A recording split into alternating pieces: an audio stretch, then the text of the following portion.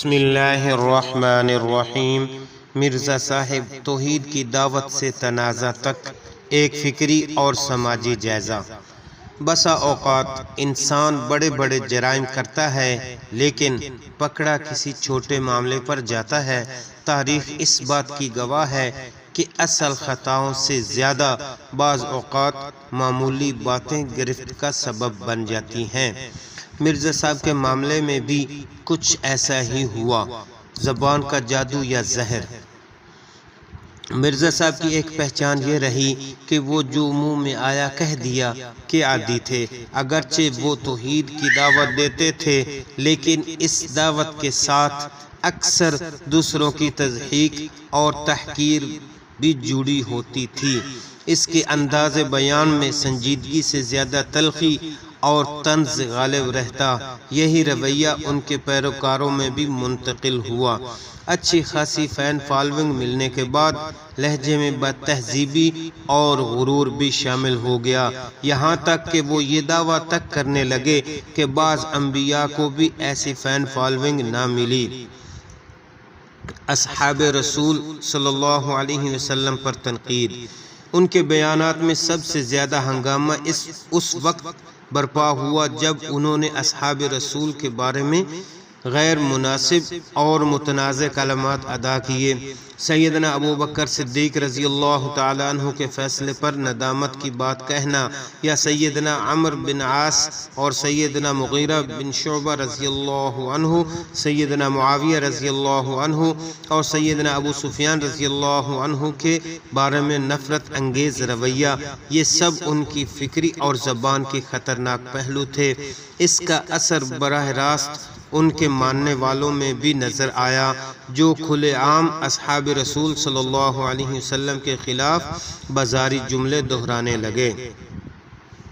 علماء کی سخت مخالفت۔ اگرچہ مرزا صاحب نے اہل حدیث کی نماز کو سنت نبوی کے مطابق قرار دیا، مگر سب سے بڑی مخالفت انہی اہل حدیث علماء کی طرف سے سامنے آئی۔ ڈاکٹر محمد زبیر، سیف اللہ محمدی اور ابو یحییٰ نور پوری نے مسلسل ان کے خلاف علمی کام کیا۔ بعد ازاں بریلوی اور دیوبندی علماء بھی اس صف میں شامل ہوئے۔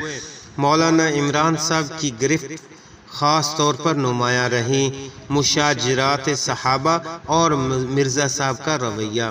علماء کی نصیحت یہ رہی ہے کہ صحابہ کرام رضی اللہ عنہم کے باہمی اختلافات کو عوامی سطح پر موضوع بحث نہ بنایا جائے، لیکن مرزا صاحب نے اسے اپنی مقبولیت کا ذریعہ بنایا اور علماء کو حدیثیں چھپانے والا قرار دیا۔ حالانکہ انہی علماء نے تمام کتب حدیث کے تراجم کیے۔ یوں مرزا صاحب کی بات جھوٹ پر مبنی تھی، جس نے نوجوانوں کو مزید الجھن میں ڈالا۔ علم یا صرف زبان۔ مرزا صاحب خود کو کتابی آدمی کہتے تھے، لیکن حقیقت یہ تھی کہ عربی کتب براہ راست پڑھنے کی صلاحیت نہیں رکھتے تھے۔ اس کے باوجود دعوے اتنے بڑے کہ امام کعبہ کو تجوید سکھانے کی بات کر ڈالی۔ اس غیر معمولی اعتماد یا حماقت نے ان کے فالورز کو یہ تاثر دیا کہ وہ ایک بہت بڑے عالم ہیں، حالانکہ حقیقت میں وہ صرف ایک یوٹیوبر مقرر تھے۔ مناظروں کے خلاف مگر چیلنج در چیلنج۔ وہ مناظروں کے خلاف بات کرتے مگر بار بار چیلنج دیتے، اپنے فالورز کو یہ احساس دلاتے کہ وہ ناقابل شکست ہیں۔ حالانکہ جب حقیقتاً اہل علم مناظرہ کے لیے جہلم پہنچے تو انہوں نے دروازہ تک نہ کھولا۔ گرفتاری اصل جرم یا بہانہ۔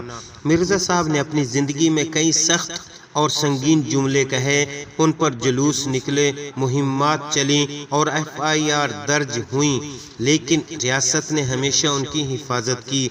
تاہم اس بار وہ ایسے معاملے میں گرفتار ہوئے جسے بعض لوگ اصل جرم نہیں بلکہ محض ایک بہانہ سمجھتے ہیں۔